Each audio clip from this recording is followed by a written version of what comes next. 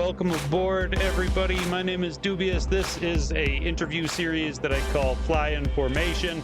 It's kind of a spin-off series from my weekly mix show. On my weekly show, After the Smoke is Clear, I play an hour worth of independent Canadian hip-hop every week. It's always brand new releases. If you're looking to tap in with the Canadian hip-hop scene, I don't think I'm tooting my own horn too much here to say that's the spot to do it. I got it covered coast to coast every week, and I'm not seeing anybody else who's putting as much time and effort into the Canadian hip hop scene. There's other Canadian hip hop shows that I definitely give props to, who have been doing the thing for a lot longer than I have, but on a week to week basis, I'm putting in like 8 or 9 hours listening to new music every week, trying to find the best stuff to play for people.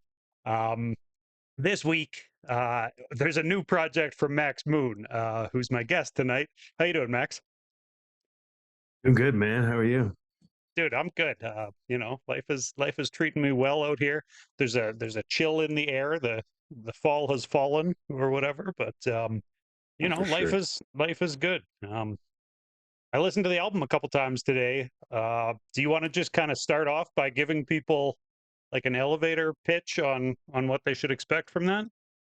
Sure. Yeah. Yeah, it's been a long time coming. Some of these tracks I started quite a long time ago.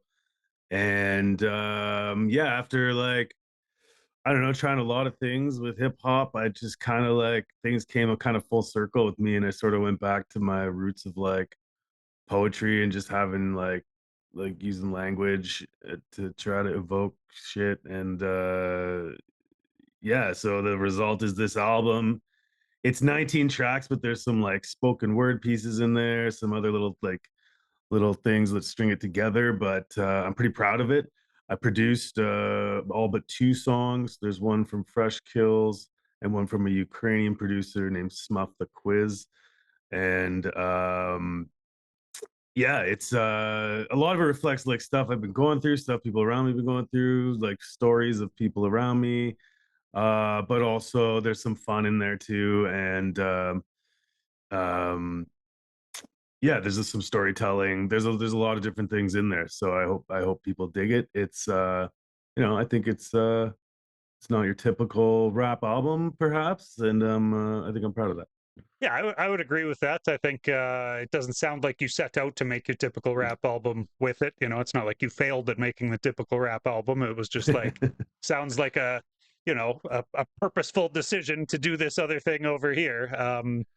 Which I Absolutely, yeah. think in this era, like everybody has a shot at finding a niche out there, and like it might actually be smarter to go try to find a little niche rather than like try to be the next Drake or whatever, which is something that I hear plenty of people do, and uh, Absolutely. And yeah, for me, like 100, like the number one thing, one of the number one things is this art form is just like be unique no matter what you do. So like, this is just me doing me. Yeah. yeah. Well, and even what you just said there, man, that it's an art form. That I think there's a lot of people, a lot of fans especially, but probably even people making the music. Some of them, like today when I was listening through a bunch of the new stuff from this week, I kind of thought to myself about, and I'm not going to throw anybody under the bus, but about some of the songs that like this isn't really art. Like this is when they talk about like a musical act, as compared to an artist, Right. I think there's a difference there. And like some of these guys want to be musical acts where they're really like going out of their way to act like a rapper and like do the things that a rapper is supposed to do and be the image that a rapper is supposed to be in all this. And like I think it kind of takes away from the genuine expression that is on offer because it's a bunch of songs about like I'm gonna fuck your bitch. Like, like seriously, so many of these guys can't get through a song without telling me they're gonna fuck my bitch, and I'm like, no, you're not. Like, you're not It's scaring not anybody happening. with your Yeah. bars out there. That's it's just No, I not feel you. real. Like, yeah, like not to be pretentious about it or anything. Like I love songs about fucking bitches, but like, can you give me one unique take on it? Can you give me something new with it? Because That's I'm open exactly to it. it. Can you You know? say it in a different way other than I'm gonna fuck your bitch? Yeah, yeah, You for don't sure. need to I just mean, quote the last guy every time. But yeah. yeah, yeah. For me, like like I love all kinds of hip hop and all kinds of music, but for me, and not exclusively, but a lot of these tunes, I am going deep. I'm trying to, I'm really trying to get into language, get into stuff I'm going through. So that's Yeah. just where this record took me, and I think it's pretty cool what came out. Yeah, man. And so let's talk about like the this project switched gears a little bit from like other stuff I've heard you do with Magic Show, which has always been like more horrorcore themed. And I think last time you were on the show, I talked about my thoughts on horrorcore a little bit with you guys or whatever, and my confusion around the subject generally. But it was a welcome step away from horrorcore for me to listen to, anyways. And it kind of did make me wonder though, like why is it named the Grand Howl? Where did the name come from? Because that's still kind of a horrorcore name, right? Yeah, it's a good question. It's an interesting source. Like, so the Grand Howl, when I was a kid, I was in like, for a while, I was in like Cub Scouts and Boy Scouts and stuff like that. And one of the things you do is this weird kind of ritual, I guess loosely based on military drill, called the Grand Howl. And the kids all coming in a circle and they spin this wolf head thing. Sometimes it's a real taxidermy wolf head, sometimes it's not, and then it points at someone and they have to do the leading thing, and it's, you say like dob dob dob or something like that. It's like do our best. But anyways, that's where Okay, just like the term came from, because like I did that when I was a kid. The Grand sure, Howl was just in my head, and I don't know if I was like stoned or writing or whatever, and I was just like repeating that, like the Grand Howl, like what does that mean, it's like, it's like, to me it was like the collective sound of, like, this is gonna get real deep. The collective sound of all humanity's, like, sorrows and, like, anger, but also joys, and, like, just, like, maybe they're not united, but all of that just, like, rising up, out of the earth. sure. That's the grand owl, or maybe the grandest. Yeah, And, yeah. It's just a yeah. cacophony of all of humanity making a noise together. Huh? It's- Yeah, and also uh, it's just, like, kinda like me, like, just howling off in all directions on the album too, in a sense, like, but, right. yeah, that's kind of what it meant to me. So you mentioned that like it was a long time coming, this project, and I think last time I talked to you, you had told me you had a solo project on the way eventually. At that point, I don't think you had a release date or anything. But how long were you working on it? Was it over the course of years? Yeah, definitely. Yeah, some of these songs were definitely started like four or more years ago. Things, life happens. I got kids. I got lots on the go, Sure. so stuff gets put on hold, and there was Magic Show and all that. But also just wanted to like do it right, and I'm kind of like, I'm one of those people who does that kind of their own demise. Like, I'll record a bunch of songs and be like, then like record one new one that's like different and be like, no, I'm onto this now, and like get rid of those old ones, and like never like put down like what the official album, like put the album in the can. Right. So this like doing other projects forced me to do that, got me ready for this. So yeah, so was able to eventually do that with this record. Plus I'm doing like all the production, Right. a lot of the other work and stuff. So yeah, so it's Um, a lot. yeah, for sure. It sounds like a lot of instrumentation on it too. Like, were you playing instruments on this, or was it mostly sampled stuff? There's a little bit of instrumentation, like a little bit of guitar, a little bit of bass, and there's like Okay. some keys and synth played in and stuff like that, but not a ton of live like drums or anything like that. But yeah, definitely samples, still a lot of stuff from my parents' record collection, a lot of stuff from Nice. that I've just weird stuff that I picked up, and yeah. How long would you say, like, did you spend more time with getting the lyrics right or more time getting the beats together for it? Or Hmm. roughly equal? Probably more time with the beats, because I guess like when I say some of these songs have been in development for like 4 years, some of the beats maybe even longer existed in Okay. some form, because there's some, you find a loop, you're like, damn, that was a good loop. Why did I throw that one away? And you're like, okay, and then that becomes like a whole new song, right? So some of those, Yeah. so probably the beats overall. Nowadays I kind of like, with like the like a third of the album, I sort of wrote the beats and the lyrics at the same time. Like I started them kind of at the same time, and didn't necessarily finish them at the same time, but was writing them in parallel. And I kind of like to do that now. It's a cool way to try and write. I was going to ask about that. A lot of people who do self-produce, I kind of ask about that process too. So you're writing as you're making the beat. By the time the beat is done, you've already got like a hook and a verse for it or Uh, something, or yeah, how's it at go? least Yeah, something to try on it. Yeah, yeah. Don't necessarily yeah, finish it all off. I'm definitely the kind of person who takes a long time with the lyrics and wants to make sure they're perfect and everything, even though, maybe it doesn't come across that way, but I right. like to, yeah, I can like some stuff I sit on for a long time. I mean, it definitely sounds like the words are carefully chosen. There's a lot of kind of like abstractions and free flow, thought progression throughout the album. I think I kind of wanted to ask about that too. Are you more Mhm. into listening to MCs who are kind of more abstract like that? Like there was a Blue Flowers reference about spending booth hours listening to Blue Flowers or something along those lines, I think. And like that's a shout to Cool Keith and Dr. Octagon, right? I Y- assume. Yeah, Uh absolutely. That's yeah. The little do they know that's the one with the Kills produced, and yeah, for sure.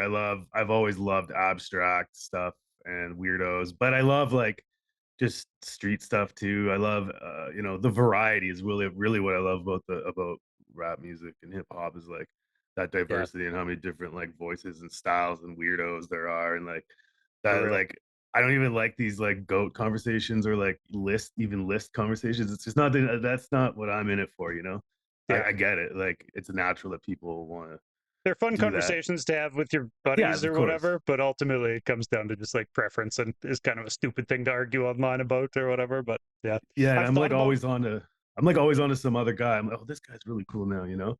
But, like, yeah, I've always been huge fan of people like, Aesop Rock, so, like, that's can be, abstract in a sense, so, yeah. yeah, I don't know, bending the language and trying to do different things with it and, maybe hit you with images you might not, like, fully comprehend in a linear or logical way like what I'm saying at all times, but maybe it'll induce like a feeling or something like that, or maybe like evoke something, one of your own experience or something like that that relates to some of the images I'm throwing at you. So That yeah, makes sense. Yeah. So how did the one with Kills, how did you line that up? Had you worked with Fresh Kills before? yeah, I've known Kills for a while, and I think I first met him back in the day. We were doing a show in Sudbury. It was supposed to be Philly Moves, but Johnny couldn't make it, so Kills came on the MPC with Tynan, and we played at that time. I was going by a different name. It was a different project, but yeah, just like we hit it off right away. And then OB, Mickey O'Brien, friend of mine, started working with him really heavy for a while, and then I booked him at a festival in Sudbury a couple times. So yeah, we've definitely developed a friendship and and a musical connection over the years. So it was natural that we connect for this project, and I like the weird beat that I got from him. Yeah. Yeah. It sounds like something that you might have heard on like Dr. Octagon or something with the like horn stabs kind of punching in and out throughout it and stuff. Yeah. I like that beat a lot too. I think that was in a pack that we got from Magic Show, and like the other guys were like, because that wasn't really the vibe of that project, as you know. And Right. the other guys were like, "Oh no, man, not that one." And I'm like, "Whoa, hold that one for me." And then Yeah. Put that aside. Yeah. finally did something with it. Right on, man. Um, so the spoken word pieces, let's talk about those. Were you doing spoken word before you were rapping, or has that been a new advancement that's evolved from rapping? Yeah, that's been a thing I've been doing for a long time. At least writing poetry and stuff like that. Like, and then I used to host like open mics, like when I was sort of rapping, but not really like super seriously like putting myself into it. But and yeah, I used to play in like punk and hardcore bands, and I was always the vocalist, writing the band, writing the lyrics. So always been a lyrics guy and just a words guy in general. And yeah, so I've always been writing. And I had the idea of like doing like a spoken word record or just recording some of my stuff. And I was like, why don't I just put some of it on the record? I always like kind of thought like, why don't more hip hop artists do this. I know it doesn't suit everyone, but Yeah. have more free form lyrical stuff in between, the raps, and I thought it'd be cool. And yeah, I just decided to just walk around my neighborhood in the winter and record them into my phone, because that was kind of the vibe. And you'll still hear like the footprints in there, and Crunch of the your the feet. wind and Yeah. stuff. But The I snow. cleaned it up a little bit, but I Oh, sure. decided to just keep that in. Like, I just felt like it was better raw. So Was it the middle of the night? I suspect that it must have been the middle of the night. You were probably out there walking around in pitch blackness, you know, definitely, yelling to yourself in the middle of the night. definitely for at least one of them, and I'm sure at least one person looked at me like I was nuts. But maybe Yeah, I was. right, right. You mentioned, I guess, that a lot of it was recorded in a winter cabin, a secluded location of some type. Talk about, I guess, the recording process for it. Did you? Oh, sounds like you home recorded it, right? Yeah, yeah, home recorded everything, and worked with some people on some of the mixing and stuff. But yeah, a lot of the vocals. Actually, it's 1 year prior. Some of the beats were composed at the same spot, and then the next year, I went out and did most of the vocals out there. So my family has a cottage on Manitoulin Island here in northern Ontario, and it's a beautiful spot. Not a lot of people go there in the winter though, because it's not as, it's not the sunny Can't go to the beach tourist. in the winter. Yeah, Yeah, yeah, it's like looks like the Arctic down on the beach. It's kind of crazy.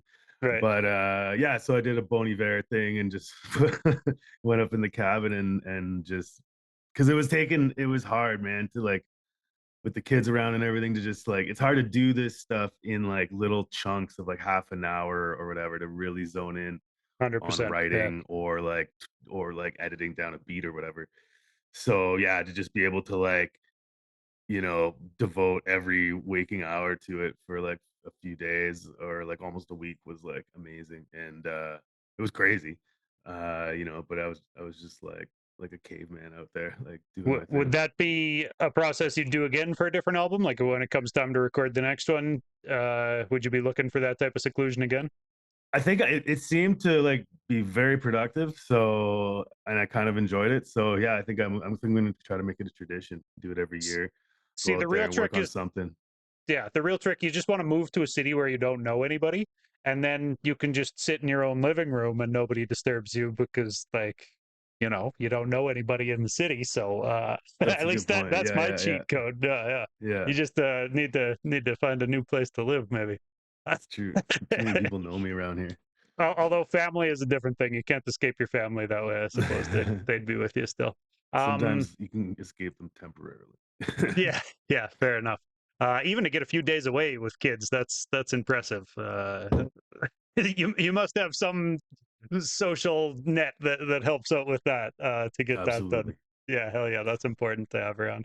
Um, so how about this cover art? Let's talk about that. It looks like well, you're the only artist I've ever talked to who put his cover art behind him. That's great promotion you're doing there.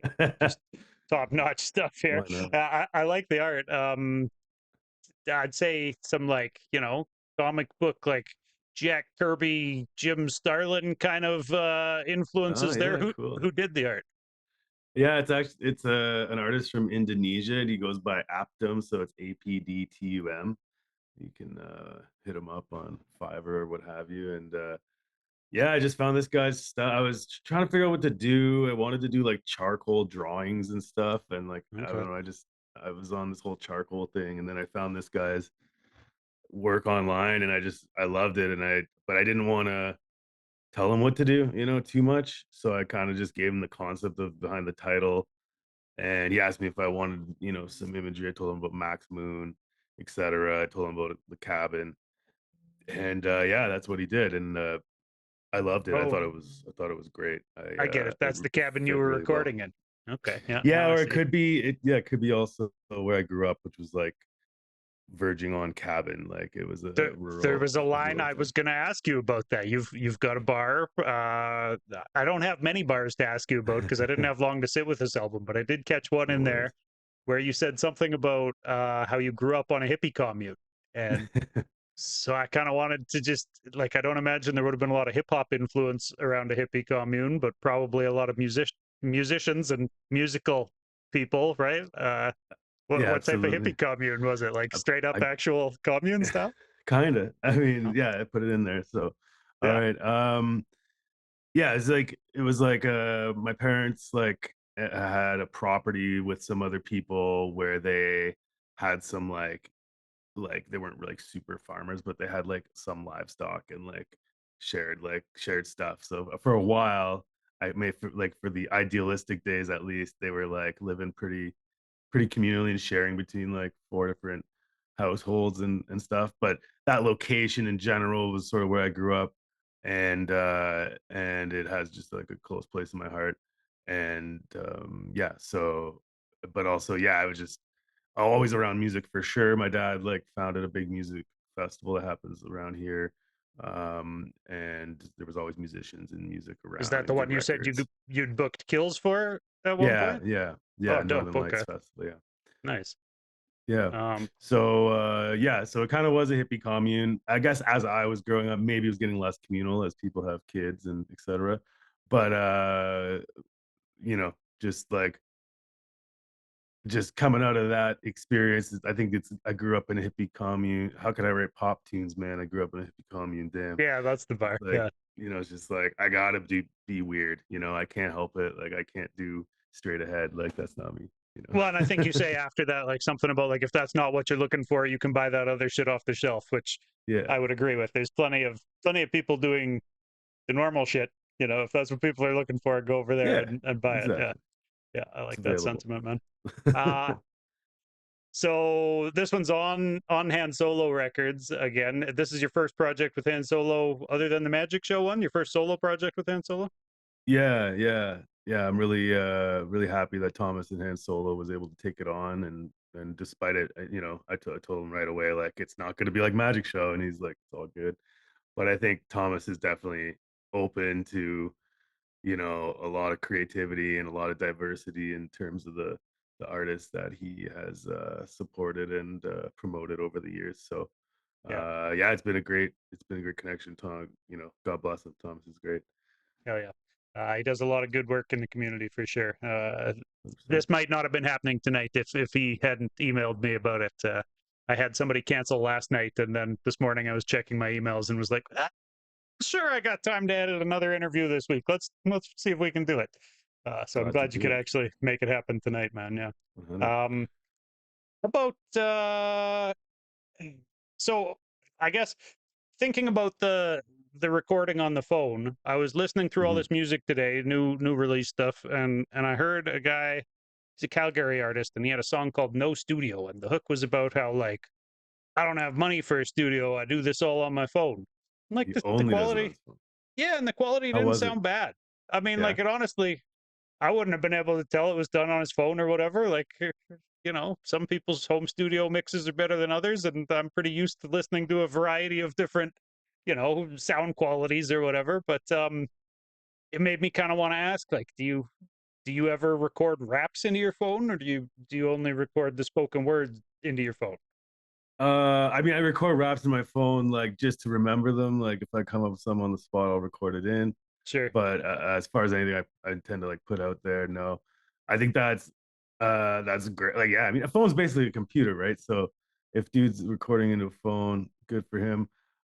I don't know, like the new phones have really good mics. I mean, definitely, I wouldn't do my vocals into my phone. I Think don't you know. can get them? I've seen them advertised mics that you can Yeah. plug into Oh your yeah, phone there's or stuff whatever. for sure.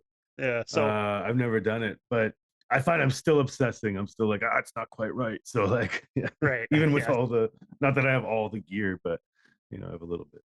Enough of an audio file that you won't be recording into a phone anytime soon. I need bigger screen. It's like too crazy. I can't do that. Yeah, give me 2 or 3 screens and on like a phone as well. Give me all the screens, all the blue Yeah, light shining into my eyes. That's what's going to keep me yeah, awake making music. Um, absolutely. how about let's just ask some more general shit. When's the last time you wrote a bad verse? Wrote a bad verse. I think probably not that long ago. I write bad verses all the time.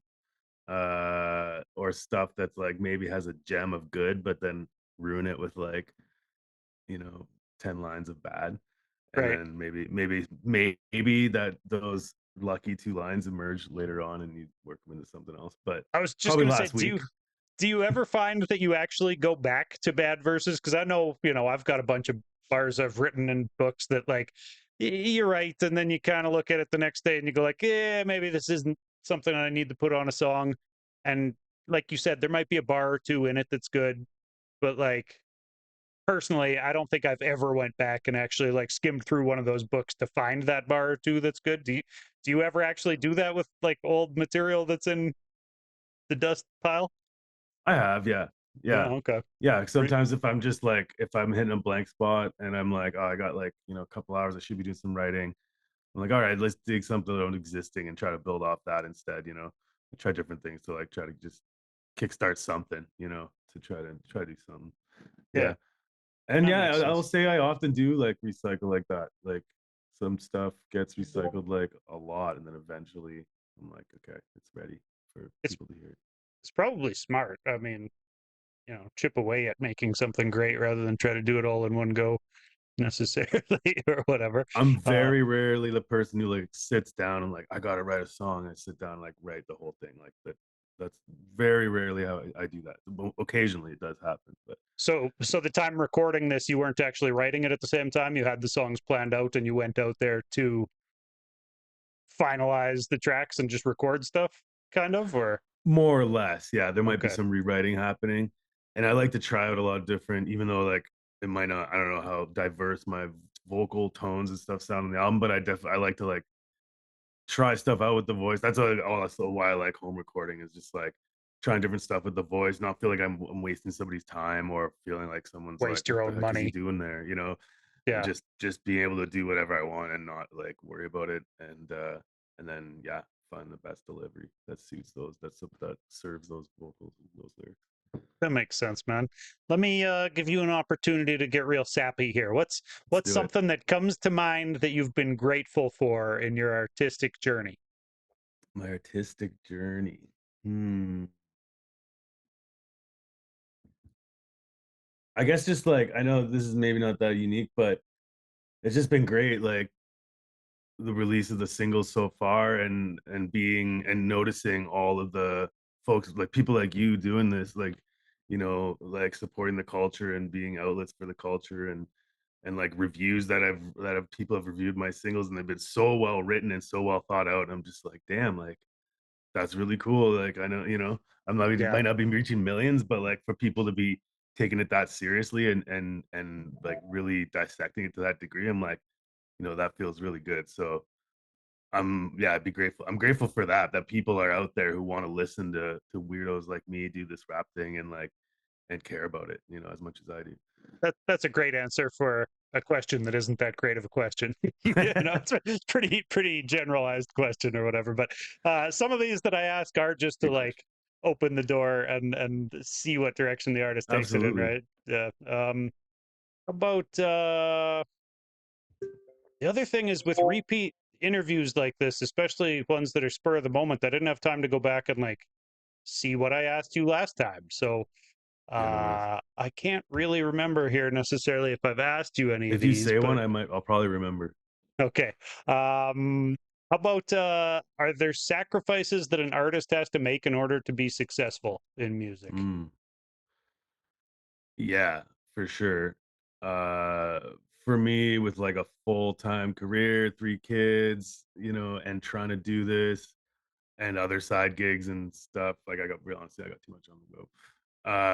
Yeah, you gotta put the time aside to, like, make it happen, like, it's labor, like, it just doesn't happen, you gotta, like especially if you want it to be decent at all, you gotta put some Yeah, time and thought into it, so it takes space, it takes time, and it's not always easy to carve that out in my life right now, for sure. that So, makes sense. the sacrifice is, you know, it's you gotta it's tough to make the calls, but it's like you know, like when I went, go out to the cabin to record or whatever, it's like I gotta save my holidays for that and get line up the childcare and all that. Like, Yeah. uh, it's not necessarily a sacrifice, but it's a lot of effort you got to put in to make that That happen. no, that's a sacrifice. I mean, otherwise those holiday days could have been, spent on a beach, whatever, Yeah, someplace. exactly. Yeah. Yeah. So Yeah. that's Yeah. definitely a sacrifice. Yeah. Spent some time on a beach. It was just frozen, so it's a little different. Yeah, it's just making the snow crunch as you walked Yeah. on it. Um, how about what's the most annoying thing about being a rapper in Canada? Hmm. But being a rapper in Canada, probably two things that I could think of is just like definitely people. There's like okay, I'll say there's it's and I'm realizing it through Han Solo and through this release. Like there's actually a lot of support and love for Canadian hip hop around the world. Yeah. But there also is a lot of preconceived notions about it, or just yeah, it just gets thought of on a different level or in a different way than stuff coming out of especially the States, but other countries too. So yeah, that's kind of annoying to some degree. And then I guess compared to places like Europe or even the States, touring is a challenge in Canada. Not that I tour too extensively, but obviously like yeah, we got a lot of distance Yeah, to travel. definitely. Yeah. I saw, like, speaking of just how kind of Americans in particular tend to just have like this one jaded view on Canadian hip hop, especially after the Drake debacle. And then, like, Right. just earlier today, I saw, actually, like, I'm perpetually online. I saw somebody had posted Tom McDonald picture, and he's standing in front of a American flag, even though dude is Canadian. He's from Edmonton. And the guy's post was about, like, this fucking guy is from Canada. Like, he's the mega rapper and he's from fucking Canada. And yeah, I mean, like, so then, the comment section is just full of people being like, fuck Canada and all the artists from Canada, kind of thing, like, because Oh they only man. know two of them, right? Like, and one of Yeah. them is Tom McDonald. So, like, yeah, it's tough to, like, wave this banner of Canadian hip hop and be like, no, I promise, guys, I've been playing a new hour every week for the last 6 years, and I've never played Drake or Tom. Like, Yeah. there's Yeah. all sorts of people out here rapping, doing all sorts of different things, Absolutely. It's a you big know? country. Yeah. Yeah, yeah, definitely. Yeah, I So, guess that's one thing for sure is like just people just knowing Drake and like thinking everything is Drake, you know. yeah, That's yeah. He got so big and so famous that I mean, of course he's going to take that spotlight, but of course. yeah, there's a lot going on that I think it's a shame people sleep on, because I see American blogs talk about, a handful of underground Canadian rappers, and I'm like, okay, so they're starting to look a little bit past Drake, but Yeah. not at the actual width of this entire fucking country out here, because there's people across the map and people are still only really tapped in with, like, you know who's next in Toronto or whatever. And even Yeah, that type yeah. of shit always comes down to, like we were saying, like, the top 5 lists or whatever, which, Right. like, I guess are good because they give a guy a spotlight. But uh yeah, it kind of just creates this environment where people only care about the most successful people or whatever, because Yeah. ultimately that's the only thing you can actually argue in one of those arguments, is like, well, this guy sells more records than that guy. you Yeah, know for sure. you And know I guess like I even do it myself like where I'm like, huh, like you only been listening to American artists like for like a couple months like where and late especially lately with being having this release on Han Solo and just like going through all the Han Solo releases and stuff. I've been really diving and like deep diving into Canadian stuff, and I'm really enjoying it. So, yeah, and you any got to shake favorites you even. found recently to shout out? Oh, good question. Like as far as stuff off of the Han Solo roster, that Touch and Moves record, I really like. Oh yeah, yeah, that was super dope. Yeah. Also the oh, what's that guy's name? Dirty Sample did a record with that dude. Kaboom Atomic. That one. No, no. Oh, it's not. It's called Their the album Spot was dope. Rocker. Oh, oh, I don't know. Thomas is in chat. He suggested Kaboom too. Oh, that's a good one. Azrael rap's Sensational. good. Is, it, is that who you're talking about? The No, I'm Azrael talking and about Sensational, Sensational, and Dirty Sample. okay. Um, yeah, and yeah, I don't know. Like, I'm really into a lot of people. Roz Fresco, I really like lately. I've been really listening to a lot of him. Yeah, super dope. Um, yeah. Yeah, there's so much talent out there, man. It's always tough to put people on the spot and get them to show people out. Um, what about from Sudbury? Something that I was thinking about earlier today is like, okay, so I probably asked about the Sudbury hip hop scene last time, and the kind of, I'm pretty sure I got an answer along the lines of there's not really one. But then it made me think, like, I wonder, are there any rappers in Sudbury who like exist who you don't personally know, like, but you've seen their name on posters and stuff? Like, is there a scene that you're just not kind of active in, or is it just Mhm. that it really doesn't exist? There's no hip hop night, and Yeah, I mean, there is a bit of a scene, like, there's, like, camps, I guess, like, there's what we've generated through doing shows and stuff, like, we had ki at one point, we were doing monthly events, we're, too old and busy now, sure. um yeah, there's people I don't know doing it for sure. There's some out there, I You know probably what it know is more. though? It's definitely tight knit, but It's yeah. not that you're too old, it's that your kids aren't old enough. That I've Yeah, I've yeah. seen this happen with artists. That you got to step back for 12 to 14 years, and then the kids don't want to have anything to do with you anyways, and they're out doing their own fucking thing. I mean, you might need to drive them to sports and shit still or whatever, but like they're not like hanging off your ankle 24 hours a day uh as much, right? Yeah. So yeah, I've seen a lot of artists step away and then come back, and there's guys like Epic doing hip hop nights out in Edmonton, and Yeah, I love to see it.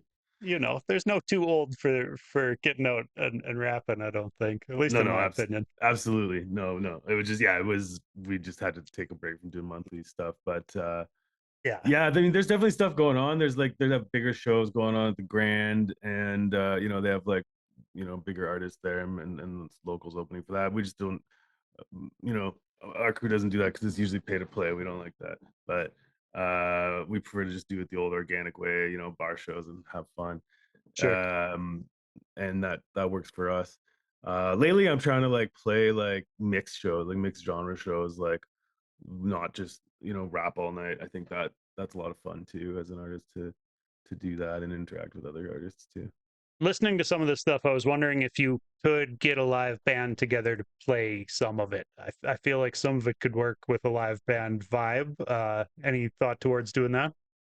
I would love to. I'm a big fan of live band hip hop and like bands like El Michelle's Affair and the Roots are probably one of my tops for sure. So Yeah. and I used to have a band actually. It was called Silver Tongue and the Pyramid Scene way back in the day. Okay. Kind of a lot. It was pretty cool. Kind of a lot of people who wanted to do different things, and I guess that's the challenge is like keeping a band together and with the Right. same artistic vision.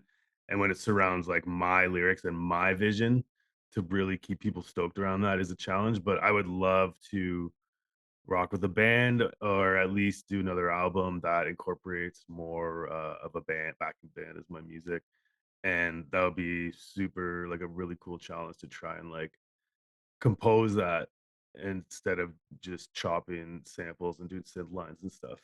I think that would Yeah. be really fun.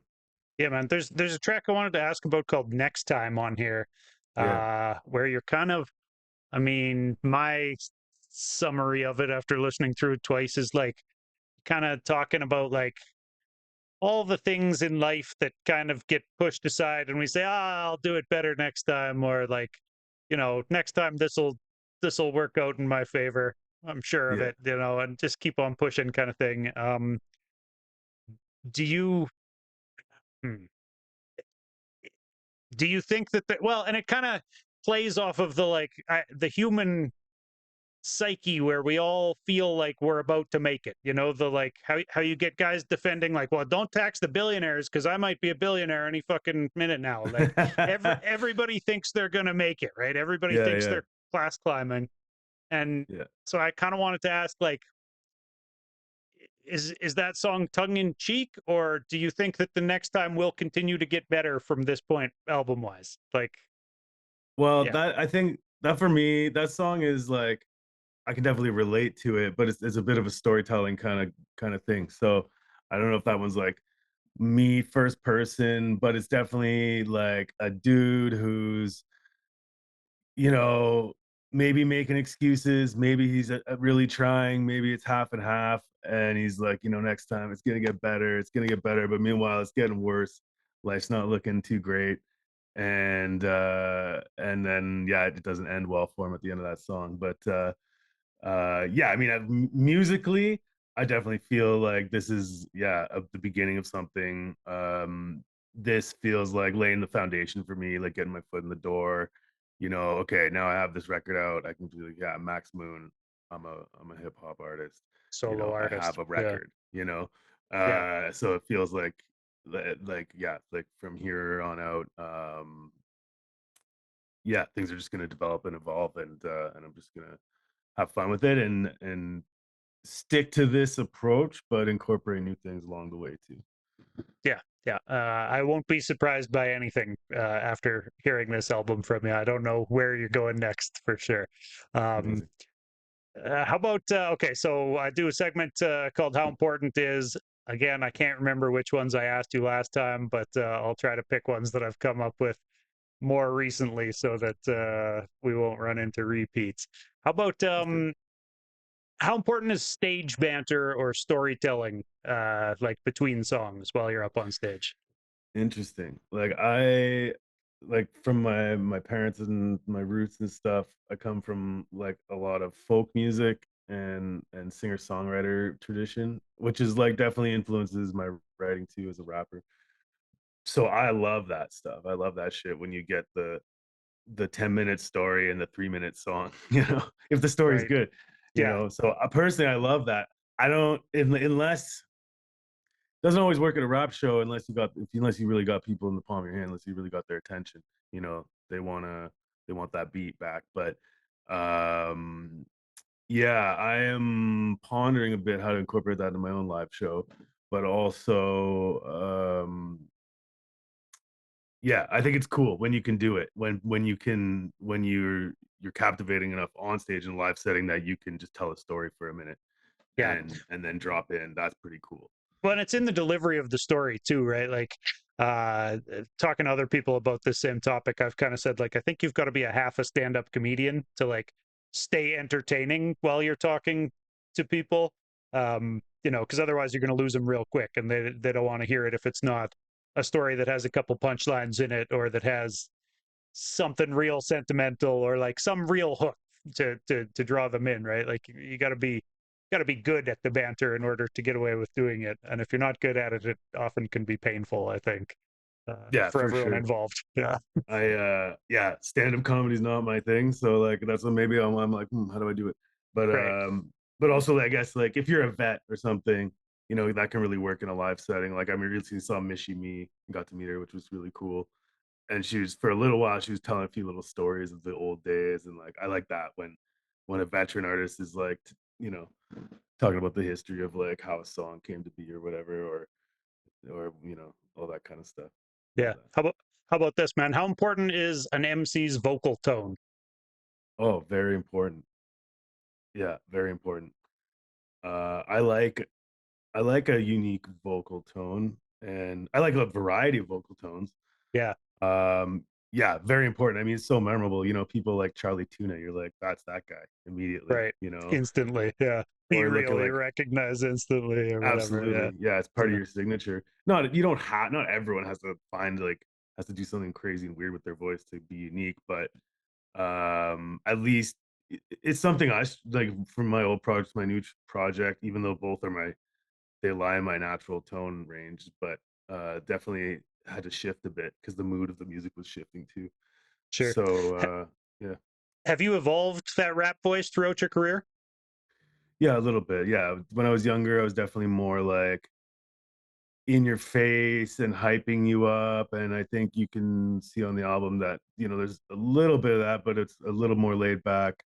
Um, and yeah, and like, yeah, my voice has gone deeper too. That's for Sure. sure. Yeah. Is Yeah. is there is there thought about making music to perform versus just making music that you want to make? Like, because I don't know. Do you feel like this album is going to play well live?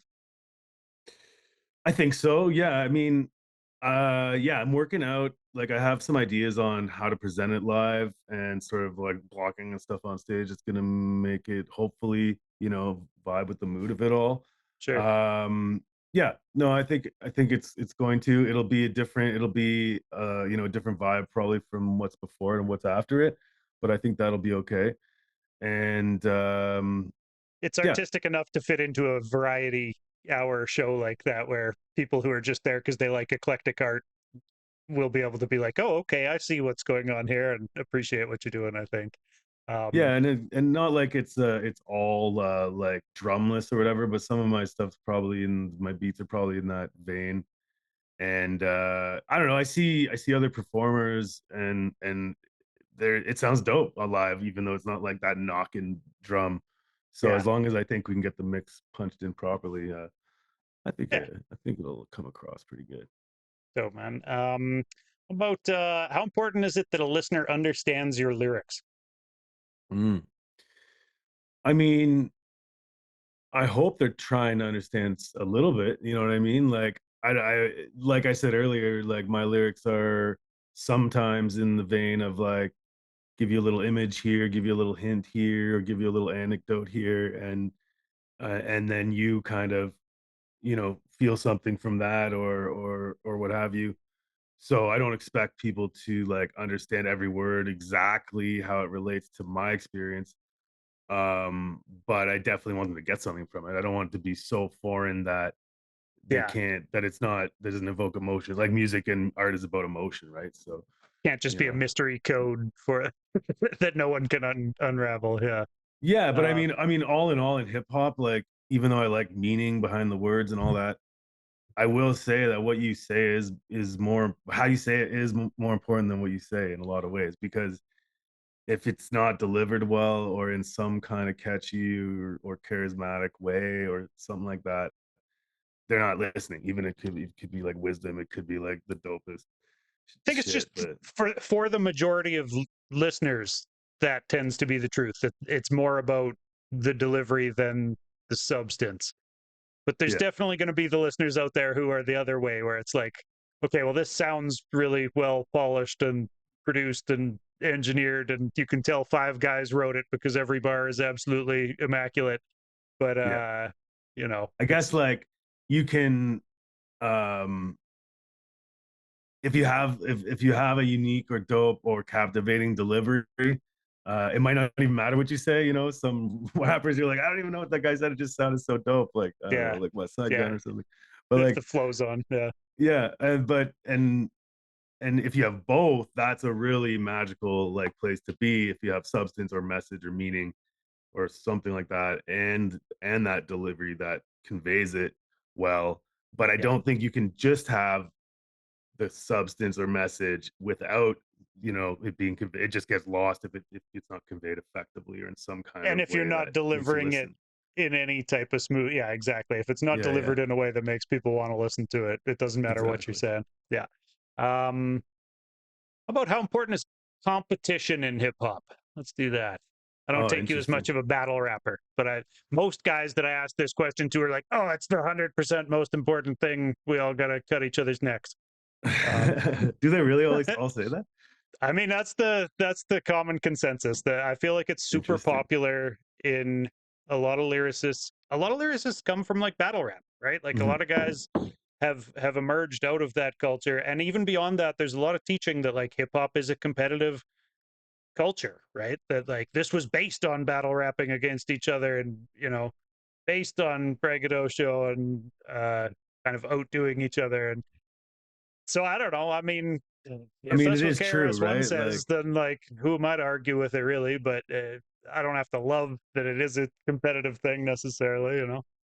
I think that's kind of what makes it magical, even though, like, yeah, I'm not of, I didn't come up doing battle rap, and that, like, that's not really where my rhymes go most of the time.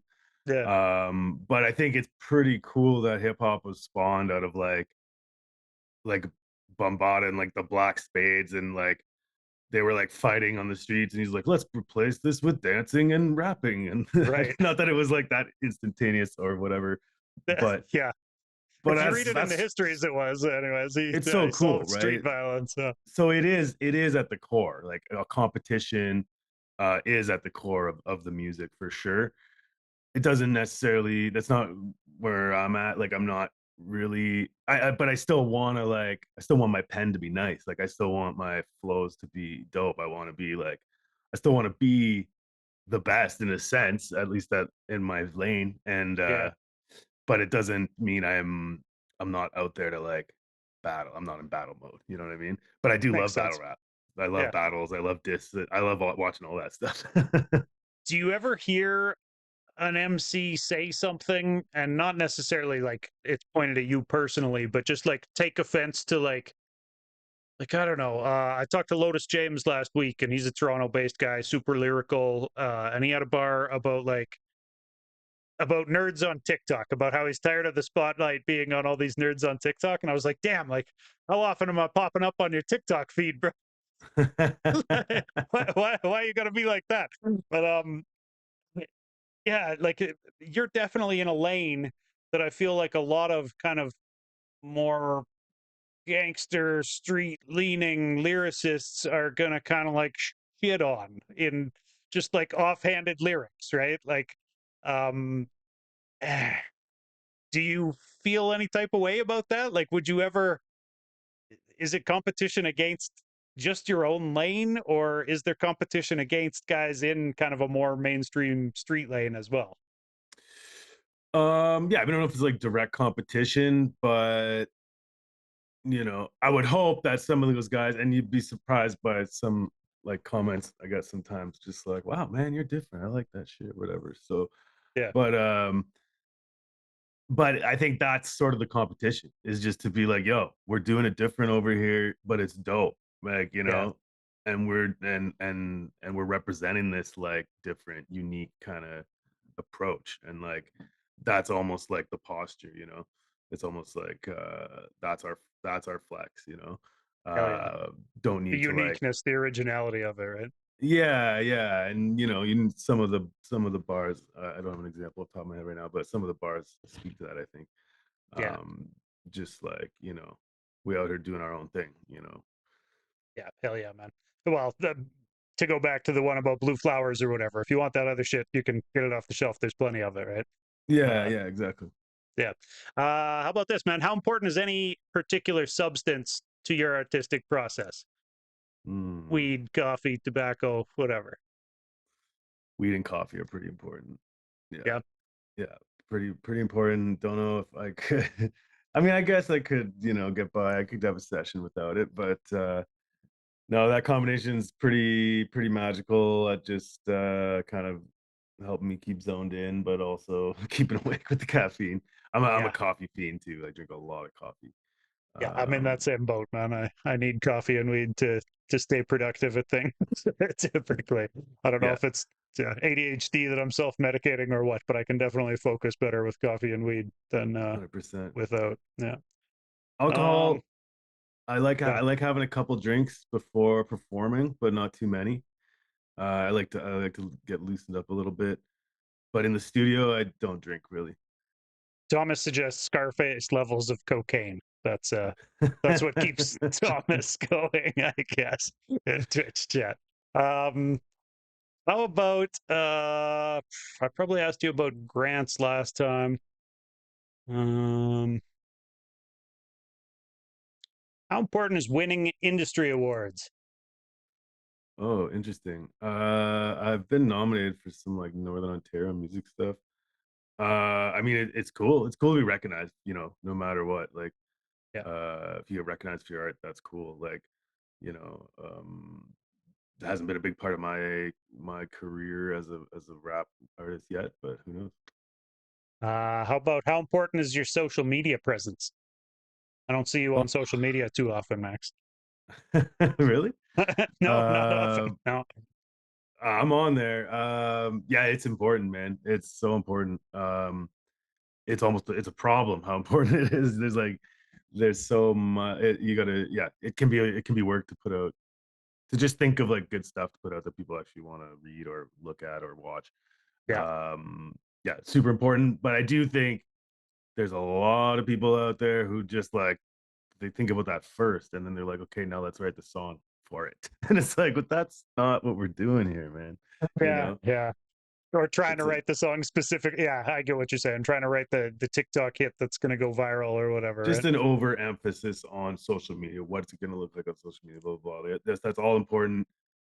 And I do think like that 30-second clip of my music video that I put on Instagram might be more important than the full video on YouTube. But we're writing songs, so that's Yeah, what I'm doing anyway. yeah, for sure. Okay, last one of these how important questions, and then we'll wrap this thing up, man. How important is showing vulnerability in your music? There are a couple of, Mm. more pretty open and vulnerable notes on the new album. Yeah, for sure. That for me, I felt I had to do that a bit on this record for sure. I just felt like where I was at if I was gonna make something that meant something to me, it had to show some of that. I was a bit of through some of it, I was in a bit of a rough patch at times, as we all are, and yeah, so I think it's really important, and I think that's what it shows. Yeah, it shows the artist's human side, that, and I think any like I think we all like treasure those songs by rappers that are like the introspective ones, like One Mic by Nas, Yeah. those tend to stand out as special moments. The Kendrick song has like actually that popped tons. into my mind was I think it's Last Dance or something like that by Nas, where he raps about like Oh yeah, his mom who just passed, I think. So yeah, absolutely. That's a good example. I don't I always go back to the Buck 65 record, Secret House Against the World. Like that's like a very introspective record. I like records like that. Elzai's Lead Poison, that's another good example. yeah, Um, so to me, that is compelling music. I love sad songs. I love vulnerability in music. It doesn't mean every song has to be vulnerable. It doesn't mean doesn't mean you can't be of course, braggadocious and at other times, but I connect with that type of art for sure. yeah. Every type of art has its time and place. There's a time for sad songs for sure. Everybody goes through it sometimes and needs something to relate to. Absolutely. Um, all right, man. Well, I appreciate you coming on to do this thing. Before I let anybody go, I always ask, can you describe your local scene, local hip hop scene? I leave that open ended. You decide what scene you want to talk about. Yeah. In like a few words or like a little like As long as blurb. you need, as long as you need. Yeah, Yeah, whatever. local hip hop scene in Sudbury. It's interesting. A lot of hip hop stuff's come out of Sudbury. Like, well, Thomas has ties to Sudbury. Hand Solo Records.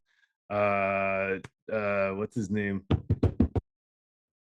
Uh, DMC champion DJ. What's his name? Trapment comes from Sudbury. Like, Did there's he like win the all most these. recent DMCs, like No, the no. ones in Toronto Sorry, it last wasn't year? a world Oh, champion. okay, He was a Red Bull freestyle world, and then he got, I believe, third internationally at Red Bull Freestyle. This is a little while back, but okay. there's actually like a surprising amount of hip hop talent that comes out of our city. Somebody Uh, named Dork just got a shout out from Thomas. Do yeah, you know Dork. who Dork has Dork is? mastered thousands and thousands of Canadian hip hop records that and made them sound amazing. So shout out to Dork for sure. Another Sudbury tie. Like Yeah, there's so many actual Sudbury ties to hip hop culture. It's kind of amazing once you start looking into it. As far as the scene, um, yeah, I think we're in a rebuild mode for our camp, anyways. Like just starting to put on more shows, starting to get out there again, starting to find new ways of doing shows. Like I said, mixing with other genres of music, reaching new audiences. So yeah, so I describe it right now as like just opportunities to build, just building, like yeah, yeah. yeah. Right on, man. That's a great way for a scene to be on the come up, on the rise again. How about so I this is kind of like let's just breathe something into reality here. This question before I let people go. Can you name a Canadian artist you'd like to collab with who you haven't yet worked with? Oh, that's a good question. There's so many. We played with Magic Show when we released our last record. We played in London with Swamp Thing, who I've always known and known them as individual artists. but now I've listened to a lot more, and they've, had been a while since I checked in on their Those guys music, are all and super dope, man. so dope. Timbuktu's new one, Thunderdome, is super dope. Oh So yeah, it's sick. And I would love to do a song with all of them as a group. That'd be crazy. yeah, that would be sick. Apparently, they have a new album coming out end of October. I think they always drop on Halloween or something, but I heard they do have a new one coming out in a month. So I'm looking forward to hearing that. Absolutely. Um, any plans for shows or tours, anything like that that we should plug before getting out of here? Yeah, on October 10th, we're playing in Toronto. I'm playing in Toronto at the Blank Space with Blueprint. So you might know Blueprint from Rhymesayers, Soul Position. He Right? has his own Yeah. label. I can't remember the name of it at the moment. So yeah, that's like an artist I used to listen to back in the day. Never thought I'd be like playing shows with him, like before I even thought about rapping. Huge. And Yeah. then yeah, really stoked on that. Decisive will be on that one as well. Dope. So that's gonna be dope. On October 24th, they have the hometown release for the Grand Howl. And so it'll be me, Johnny B, Mickey O'Brien. So that's the Magic Show boys, but doing our Yeah. own solo things. An artist named Carnival, and then an amazing kind of hometown hero, kind of psych crazy rock band called Magic Pelvis will be joining just to mix it up and have Sounds fun. like it should be fun. Yeah, Magic Yeah, Pelvis. yeah, I'm sure they make some danceable music. Um, absolutely. Yeah, if you remember to tell Decisive I want to talk to him. He's one of the artists on my list that I still need to reach out to book for this show here. That okay, guy's been doing the damn thing for a long time, and I respect his work out there. It should be a good show. It sounds like. Um, absolutely. where can people find you on social media most often, man? Yeah, Max Moon Unit on Instagram. So Moon Unit, like the son of Frank Zappa, but Max Moon Unit. And yeah, that's basically my handle on all the things. And the record and everything is on the Hand Solo Records Bandcamp page, not my solo one. In 2 days from now, right? We're talking the 26th that drops, or what's the Correct. date for Drops the on the drop? Okay. 26th. Yeah, we're doing some tapes with special songs that aren't on the digital release, and as well as some remixes on the CD that aren't on the digital release. So yeah, and all with this cool Nice. artwork. So Can you spill the beans on who did some of the remixes that aren't some of the secret remixes? You got a No yeah, Blonsky yeah, remix? yeah. They're not secret. There's three or four. Is there three or four? But anyways, there's the Scrawlings remix. So that's a song I did with Ultra Magnus, who's such an amazing rapper out of That Toronto. was one of the singles. I Um, played that one. Yeah. yeah, so I did a remix on that one, just a Okay. completely different feel on the beat. There's also the Emilio Portal, who's an artist I collaborated with before on a project called Spiritual Dispatchers. He's more of like a soundscape experimental electronic artist. He's not like he incorporates hip hop, but he's not like a hip hop artist. He did Right. a remix for Dead Ends, which is the one featuring Shrapnel. Okay. Really stoked to connect with Shrapnel, who are like an amazing duo on the Backwoods label. And then there's a third remix, and this is boom, new information. Another not a hip hop artist, a crazy. I gave him the stems. I don't know. I have no idea what he's gonna do with them. It's gonna be wild. He's a guy named Rob Goggles. He's Okay. in Sudbury, and he does a lot of stuff like breakcore and weird electronic stuff. So he's gonna do a remix of Next Time. So that should be pretty interesting. So we'll see what Dope. comes back. Yeah. And Branching then out into some other genres for the remixes, then, eh? yeah, I figure why not? Like give people the sounds and let them go wild with them, see what happens. Yeah. No, that should be fun to hear, man. I'm looking forward to it. I'll definitely be, in full support on After the Smoke is Clear, playing the music, and yeah, tend to keep tapped in. So I appreciate you coming by, man. Maybe we can talk again when you drop the next one.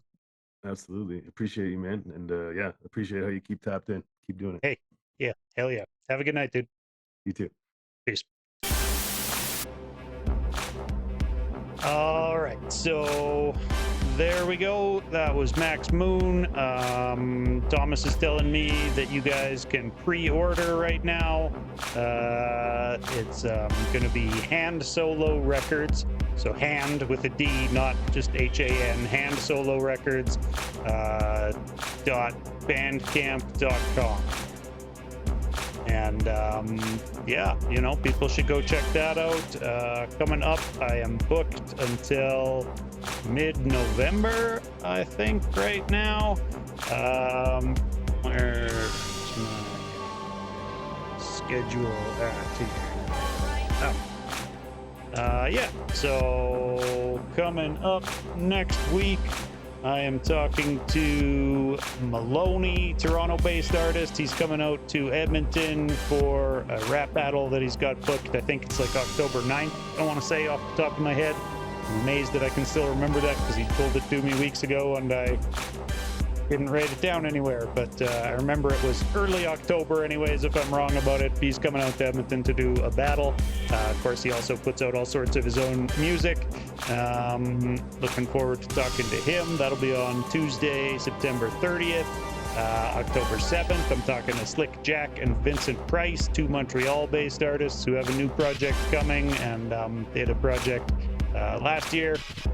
On the 14th of October, I'm talking to Stephen Hero. He's back for, I think, the third time on Fly in Formation, and this time he's got Wolf Castle with him. They have an album coming out. I don't know the title of it, but it's coming soon, and there's a single out for it right now, I think called The One, or something along those lines, if I can remember off the top of my head. But definitely looking forward to talking to Stiro again and getting to meet Wolf Castle. We had to reschedule. I had booked Wolf Castle when he had his last album out, but that kind of fell through, so looking forward to actually getting to talk to him.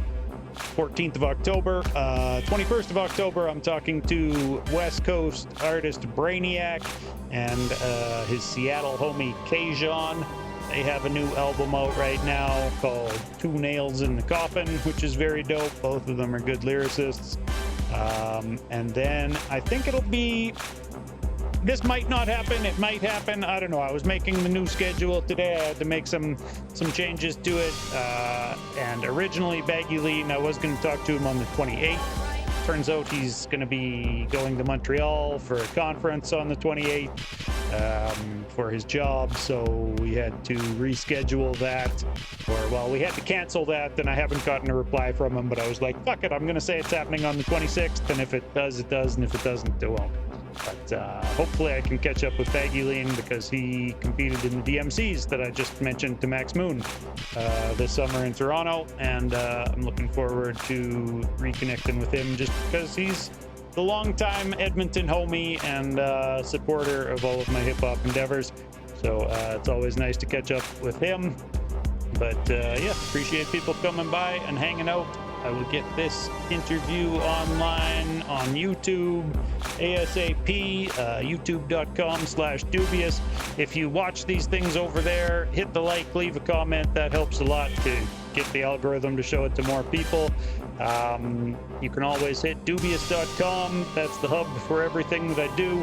I checked at the start of this interview, and you could even be watching this interview live on Doobyis.com. I managed to embed it, or whatever it's called there. So yeah, just hit Doobyis.com Tuesday nights, and you can watch the Twitch stream over there. Or, of course, you can always find music mixes for After the Smoke is Clear at Sick Radio, 100% Canadian hip-hop over at mixcloud.com/Doobyis or Doobyis.com. Appreciate y'all. Keep coming back. Keep checking out the artists who you enjoy and go buy their music. Go catch them at shows. All that stuff.